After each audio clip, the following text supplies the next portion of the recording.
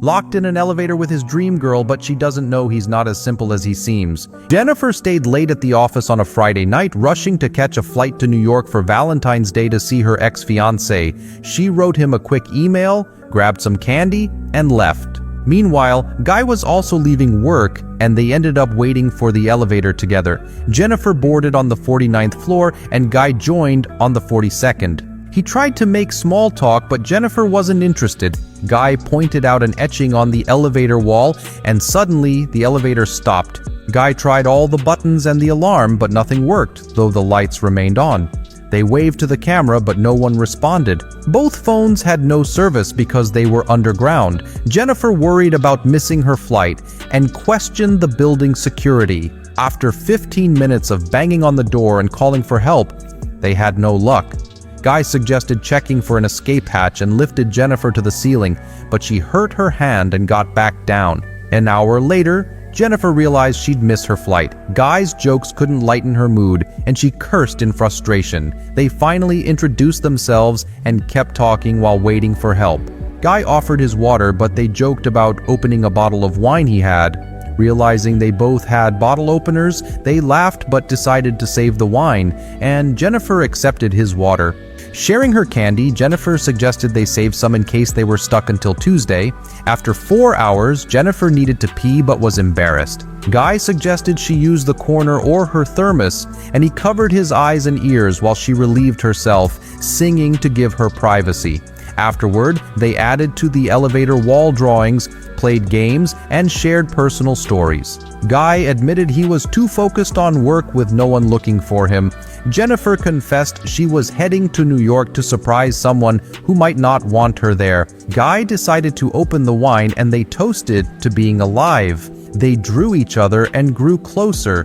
Guy admitted he'd noticed Jennifer around the office but didn't mention it earlier to avoid looking like a stalker.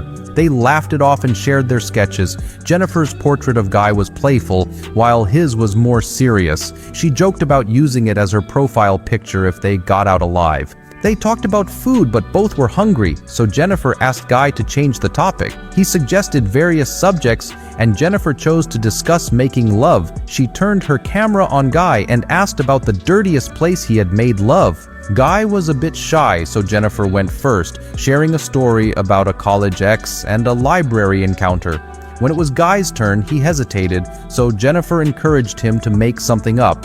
He shared a tale about a steamy moment at a work picnic, but admitted feeling uncomfortable and stopping. Apologizing, he was reassured by Jennifer. Feeling a connection, Guy awkwardly kissed her, leading to intimacy in the elevator. Afterward, Guy shared his feelings, but Jennifer pulled back, explaining her desire to reconcile with her ex. She admitted enjoying their encounter, but wanted to keep it casual due to her genuine feelings for her ex. Convinced they had a connection, Guy argued that Jennifer's ex didn't deserve her.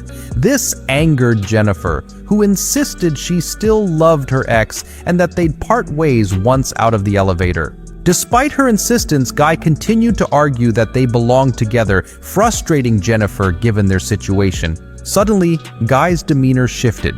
He revealed his true identity, confessing he'd lied about his job and name. He admitted to watching her at work, showing her photos and videos he'd taken, with times and dates. Frightened, Jennifer learned Guy was actually the building's security guard. He became angry, expressing frustration about being unnoticed.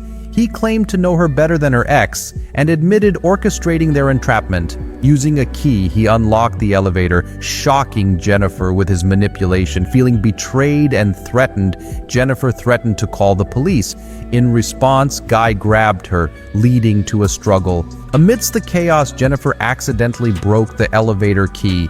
The fight escalated, and Jennifer knocked him out with her shoe in self-defense. Worried she might have seriously hurt him, Jennifer cautiously approached, but he suddenly regained consciousness and knocked her down. Both lay unconscious in the elevator for a time. When Jennifer awoke, she found Guy already awake. She demanded an explanation for his actions. He revealed his intention to isolate her to form a genuine connection, believing they'd had not just a date but an entire relationship in the elevator. Skeptical, Jennifer expected rescue, but she soon realized Guy had taken all shifts for the extended weekend, meaning no rescue until Tuesday. Facing this, Jennifer asked his plan. His chilling response was that he'd rather kill her than return to prison. As Jennifer confronted him about his actions, he became enraged. After calming down, he opened the gift she had bought for her ex-fiancé. Inside, he found a shirt and a box of cigars and accessories.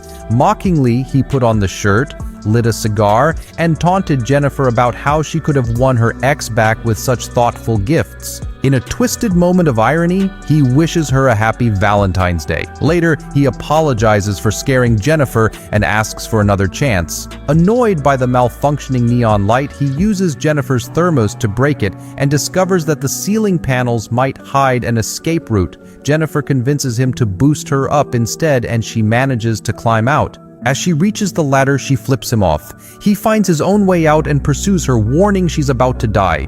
They tumble back into the elevator, both losing consciousness. Jennifer wakes up first and devises a new escape plan, attempting to activate the fire alarm by lighting a cigar.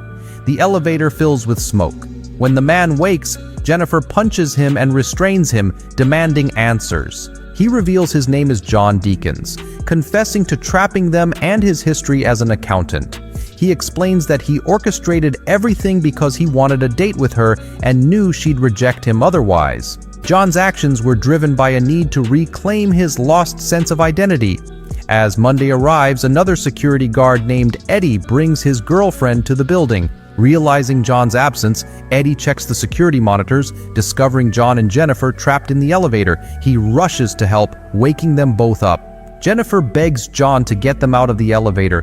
He assures her he'll come down and free them while his girlfriend sleeps nearby. Eddie arrives armed with a crowbar to pry open the doors. As Jennifer eagerly moves toward the opening, Eddie insists on fully opening the doors first. Suddenly, John viciously knocks Jennifer unconscious. He then approaches Eddie, pretending to offer help. Eddie hands over his keys, but when John claims they're not working, Eddie suggests he'll climb in to assist them. As Eddie attempts to enter the elevator, John activates it, gruesomely severing Eddie in half. John then knocks Jennifer out once more, dragging her to his car and stowing her in the trunk. Returning to the building, John disposes of Eddie's body and cleans himself up before donning his uniform and slipping a cigar into his pocket. He proceeds to the front desk, deleting all evidence from the security cameras. Upon awakening, Eddie's girlfriend becomes a witness to John's actions, leading to her demise as well. John eliminates any traces of her presence before leaving the building. He drives Jennifer to a secluded location to dispose of her. He pours some gas into a big trash can before opening the trunk of his car. John tells Jennifer that he still likes her, but they can't be together. Jennifer pretends to be dead, and when John goes to the trash can, she hits him on the head, gets in the car, and starts driving. Suddenly, she sees a lit cigar in the car's tray. Jennifer stops the car and backs up, crashing into a scared John. She gets out of the car and finds him in the trash can. Jennifer lights the cigar again and walks away. Then she tosses the lit cigar into the trash can, where it burns John alive.